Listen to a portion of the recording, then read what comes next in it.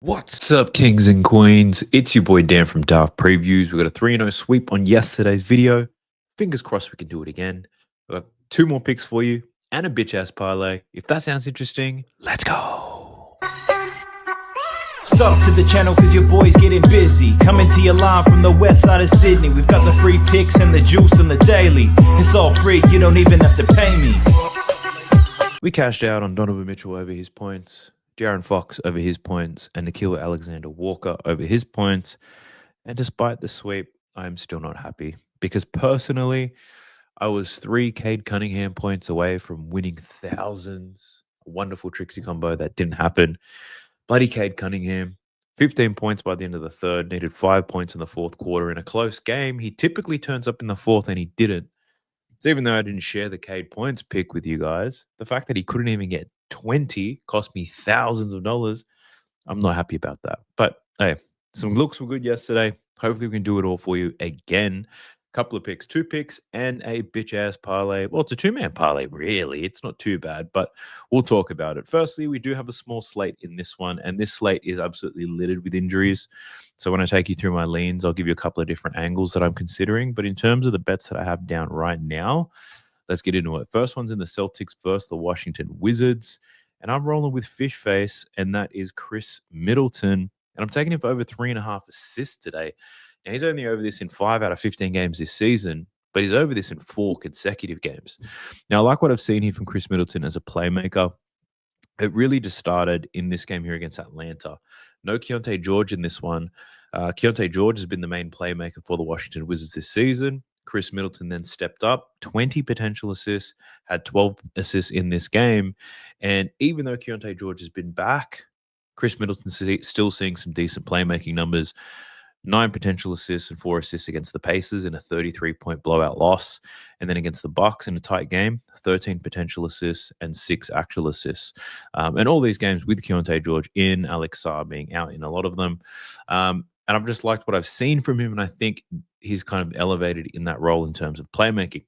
Now, we don't have a great sample size this season of him playmaking, but if we look at his games with Washington, so this includes last season, and we looked at his potential assists. He's averaging 12 potential assists in his last 4 games, but let's be conservative about it and look at games where he sees between 7 and 13 potential assists. So I think this is a really reasonable number.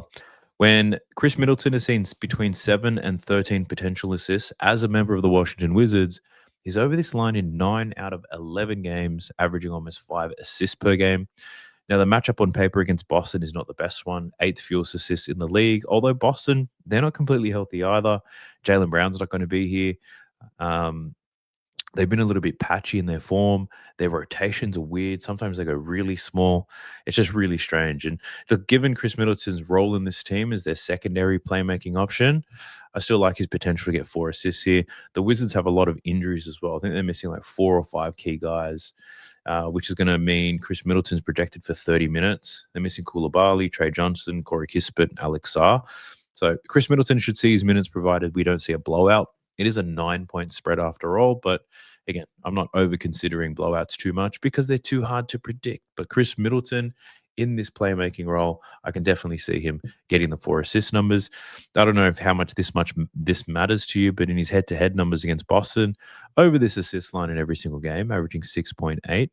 The key call out here is all of these games is one from when he was with the Milwaukee Bucks. So this was pre-injury in a different team, different context. So I don't put too much stock into the previous head-to-head stuff, but, you know, if the bars are green, I thought I'd show it to you. I know for some people it means a lot. My key reason here is he's the playmaker more often than he was previously. And with the potential assists he has been seeing, if he can get within that range, then he should be able to get the 4 assists for us. So Chris Middleton, that's the first pick that I've got. The next one we're rolling with is the Utah Jazz versus the Brooklyn Nets. And I've been waiting for a long time to bet on this man. And it's Kyle Filipowski from the Utah Jazz. Now I'll call out that I'm betting on his points plus assists here. I took this at 12.5. You can get this at 11.5 on DraftKings. If his points and assists aren't available, then you could look to pivot to his points at 9.5. That's available in a lot of books. But I'm going with the points and the assists. You could go with the PRA, to be honest, but all his props look pretty nice. But I like his points and assists more than anything. Now, Kyle Filipowski this season hasn't really seen the minutes. Yusuf Nurkic has stepped up. Even with Kessler out, Yusuf Nurkic is playing 30 plus minutes a night. And if it's not Nurkic, they've been playing Kevin Love off the bench. Like Filipowski, pretty low in the pecking order, but over the last two games, he's seen 31 and 29 minutes, and he's played very good in both of those games. 16 and 15 potential assists in tough matchups against the Houston Rockets. Now he's projected to play 30 minutes in this one, and if anything, it could go even higher because Yusuf Nurkic is questionable on whether he's going to play this game. I believe this is their first leg of a back-to-back, so there's a chance that Yusuf Nurkic sits so he can then play the back-to-back set, which means there's even more upside for Filipowski. Now, like I said, he's only played this number of minutes, so more than 27 minutes twice this season, so we've got to go back a little bit further. But if we look at all of his games when he sees between 27 and 32 minutes, Filipowski's over this points and assists line in 12 out of 14 games, averaging 17.2 potential assists. If you're just looking at his points, over in 12 out of 14, averaging 14.5 points. Now, a large part of this is when the Utah Jazz were tanking, though. So I was specifically looking at the games with Lauri Markkanen, with Keontae George in the lineup. And we can see here, points and assists wise, he's over in 3 out of 4 games when he sees this number of minutes with Laurie, with Keontae George. But again, we're going deep. That's last year's data. More specifically into this year's data, it's looked pretty good when he gets the minutes. I did some hood math and broke down his points and assists per minute, times it by the 30 he's projected to. And yeah, it's a lot higher than 11.5 or 12.5. The other call out here is the matchup. It's up against the Brooklyn Nets, and the Brooklyn Nets have been getting absolutely pumped. They get smoked by spot-up shooters. Filipowski scoring most of his points from spot-up shooting. As a big man, he can get out in transition. 10 feet within 10 feet of the basket. That's where he scores 56% of the points. The Brooklyn Nets, bottom 4 in the league. Smoked in catch and shoot situations. Just a good matchup here for Filipowski to get buckets. But it's a good matchup for a lot of players, so I will call that out. Rolling with Filipowski purely because the upside in his minutes. When he's playing 30 minutes, this man can be productive as hell. Might be frustrating to bet on. I think I bet on him once and he was like 1 from 14 or something. It was funny as well. Not funny because I lost money, but just it was comical how bad he was. Hopefully he doesn't do that for us today. I'm liking Kyle Filipowski to put the ball in the basket, but also to get some assists as well. He had 4 and 3 and 3 assists in his last 2 games.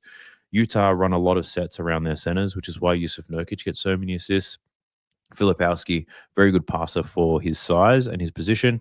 Definitely could fill that Nurkic role if Nurkic is not available. So, liking the upside here in Filipowski, seeing more than 30 minutes. If Nurkic is out, even better.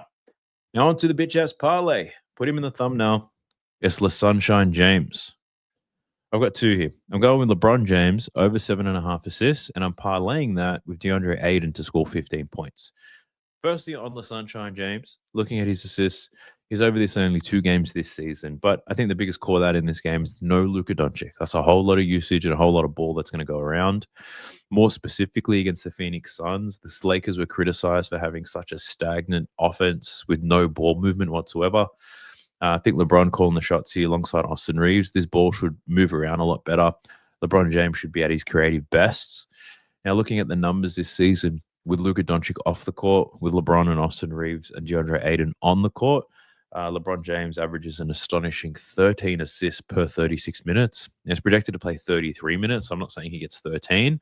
What I'm saying is 7.5 is a very beatable number. The matchup here against the Raptors, not the best one, 7th fewest assists allowed, but the Lakers have to score points somehow. So despite how easy or difficult the matchup may look, rolling with LeBron here.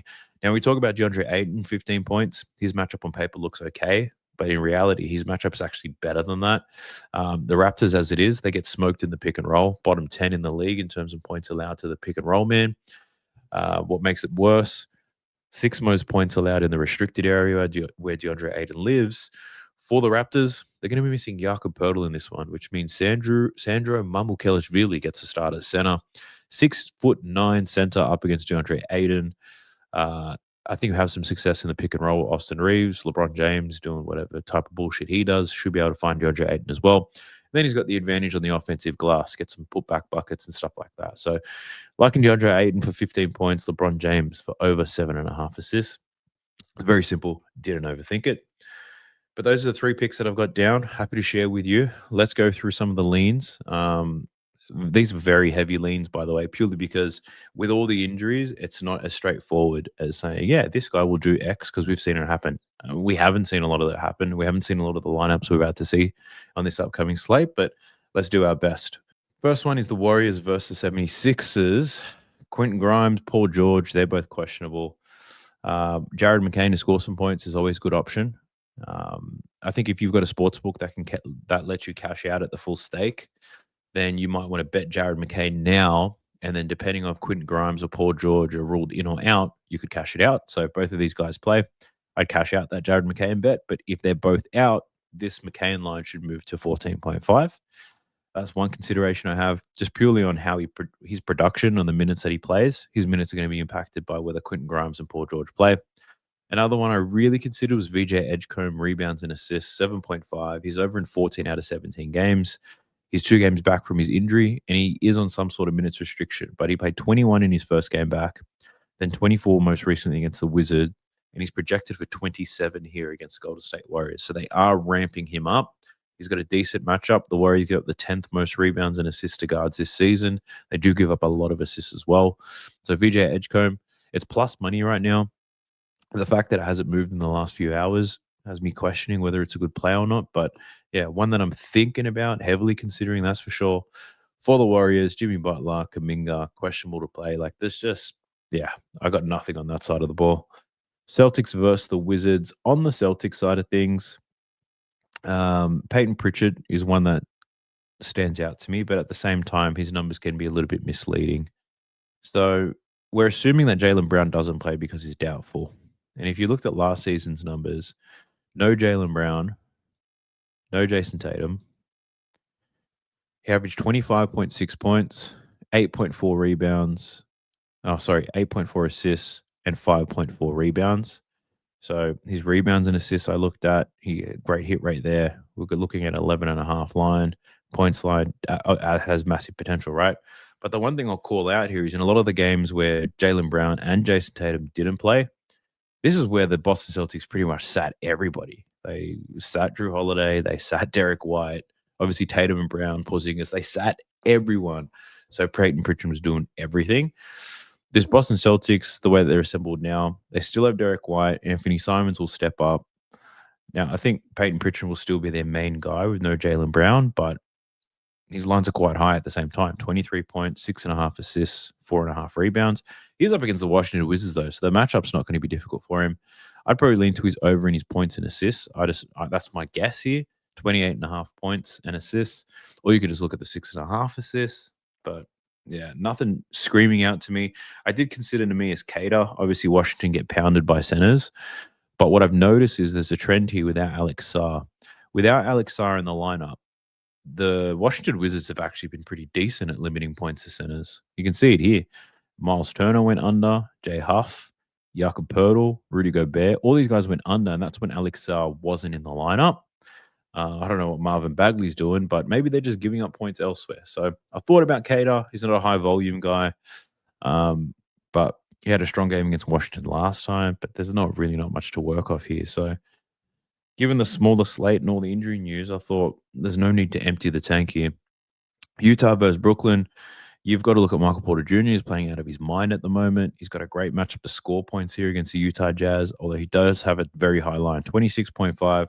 That's the highest line MPJ has seen all season, but it makes sense. He's got one of the best matchups he's seen, and he's playing really well right now. So MPJ points, I lean to his over. It's a plus money look at the moment, but it's something that I can get to in the morning, I guess. I don't feel it's going to move any higher than it already is. So that's one that I considered. And then looking at the Utah Jazz, Lauri Markkanen in soft matchups, he's been an absolute beast. So this is when he plays the bottom 10 teams in defensive rating. He's over this line in every single game, averaging 32 points. The Brooklyn Nets have the third worst defensive rating this season. So, yeah, that's one that I considered for Lauri. But I'm already betting on Filipowski, you know what I mean? But I think there's good playmaking potential here based on how the Brooklyn Nets play defense. I'm just thinking about who it's going to be. Because Keontae George is likely going to get blitzed and double-teamed a lot just to force the ball out of his hands. So secondary curators, it could be a Filipowski, but that's why I'm running his points and assists. But yeah, I'm not entirely sure on that one. Then the Lakers versus the Raptors. Like, Brandon Ingram is one. I would not be surprised if Brandon Ingram comes out and smokes the Lakers after killing us. Brandon Ingram. I don't want to bet he's under today. This is a home game after all for the Raptors, and he plays a lot better at home, as you can see here. Plays a lot better at home. We do have a lower line, but you might want to take Brandon Ingram for 20 points perhaps. And he used to play for the Lakers, all right? So if you guys believe in revenge game narratives, then Brandon Ingram might be out to get him. Scotty Barnes, I think he has a strong rebounding game. I like the 7.5 boards for Scotty Barnes. No RJ Barrett, no Jakob Poeltl. He averages like 11 rebounds per 36 minutes with Jakob Poeltl and RJ Barrett off the court. So that's one. And for the Lakers, Austin Reeves, like him to score some points, but his lines are notoriously high, 29.5. I get it. No Luka, a lot of opportunity, but LeBron's back as well. He doesn't have the best matchup in the world to score, but he should be able to milk 15 to 20 free throws to help him get there. We spoke about LeBron. We spoke about DeAndre Ayton. If I was going to bet DeAndre Ayton straight, I'd probably look at the points and rebounds. Good matchup, size advantage, all that stuff. DeAndre Ayton should definitely get busy. I think the question mark is like probably that knee injury that he keeps like, I don't know if he's pretending to have it, but like he's injured, but he plays fine. And it's really like if something weird happens, but yeah, I'll still take him for 15 points though. Then we got the Wolves and the Pelicans. Honestly, I'm staying away from this game. This is a back-to-back set. They just played each other a few days ago. They're playing each other again. That last game went into overtime. So the stats from the last game are completely misleading. So you can't expect the same thing to happen in the last game happen here. Like, I'm thinking, should the Wolves blow them out here? Because that's what they should have done the first time. That might occur. Almost everybody went over their lines in that last game. So if anything, I'd say there's probably some value in some unders. Who it's going to be, I honestly have no idea. So I don't have too much interest in betting these back-to-back slates. But given the small slate, I'll probably research it a lot more and then see what else I can come up with. But for now, I would just be giving you terrible information if I told you what I'm leaning towards, because I'm just leaning towards not betting on that game at all. But we'll see. I sort of have to do more research, but that's all I've got for you today. It's a shorter video, and if you made it this far, honestly do appreciate it. YouTube rewards watch time, and you guys are supporting me to the max. Be sure to like the video, subscribe to the channel, because we're dropping bombs every single day. I wish you the absolute best of luck if you're betting on this slate. I'll catch you in the next one. Peace. Sub to the channel cause your boy's getting busy. Coming to your line from the west side of Sydney. We've got the free picks and the juice on the daily. It's all free, you don't even have to pay me.